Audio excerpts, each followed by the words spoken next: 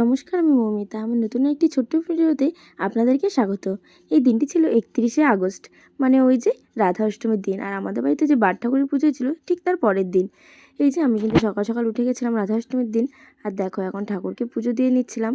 স্নান করে রেডি হয়ে আমার মা যে ফুল এনেছিল সেইগুলোকে কিন্তু একদম সুন্দরভাবে ঠাকুরের সিংহাসনে সাজিয়ে দিয়েছিলাম। আর তারপরে দেখো আমি যেটুকু পেরেছিলাম, মানে বিয়ের আগে সত্যি কথা বলতে আমি করতাম এগুলো।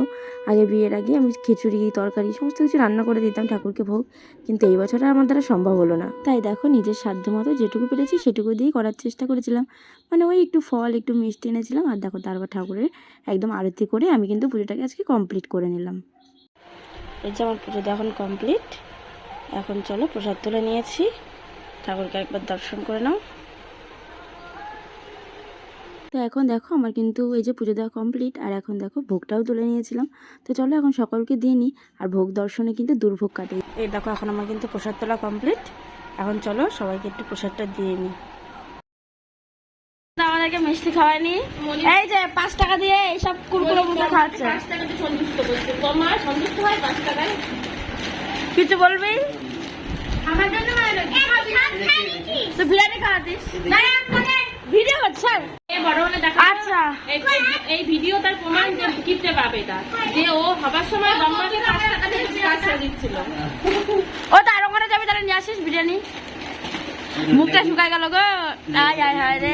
এখন আমি বলছি না এখনই আনতে হবে, এখন তো অনেক দরকার আছে ব্যাপারটা, আমার অনেক চাপ আছে। এখন যদি পেলাম পেতে পারি, পরে না যেমন আমরা পরে তোর অটোওয়ালা খাবার পরে গুজিয়াও জুটবে না কপালে, বুঝলি ওটার জিনিস। যেমন আমরা বুঝেছিস তো, রাখির জামাটা এখনো ভাবছি কয় রাখি গেছে 4টে, এটা যে 4 নম্বর গেছে। ও নিয়ে এসে যখন পড়াবে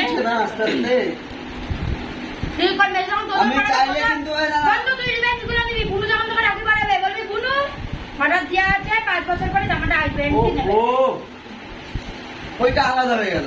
আলাদা না ভাবি আর না না ওর বাপ না আমার তো বাচ্চার বাপ, এই মেয়ের বাপ আর এই যে মেয়ের বাপ আর কোথায় তুমি কোন সাইডে আবার কার সাইড নেবা তুমি বল পিদের বল শোনা আমাদের সাইডে নেবে দা। ছি ছি ছি কিপটে।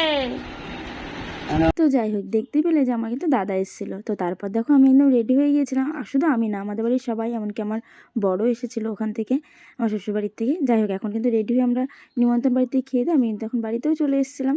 তো আমার কিন্তু আর ভিডিও করা হয়েছিল না। যাই হোক আজকের ভিডিওটা বাস এইটুকুনি। দেখা হচ্ছে আর পরবর্তী ভিডিওতে। ততক্ষণের জন্য সকলে ভালো থাকবেন, সুস্থ থাকবেন, বাই।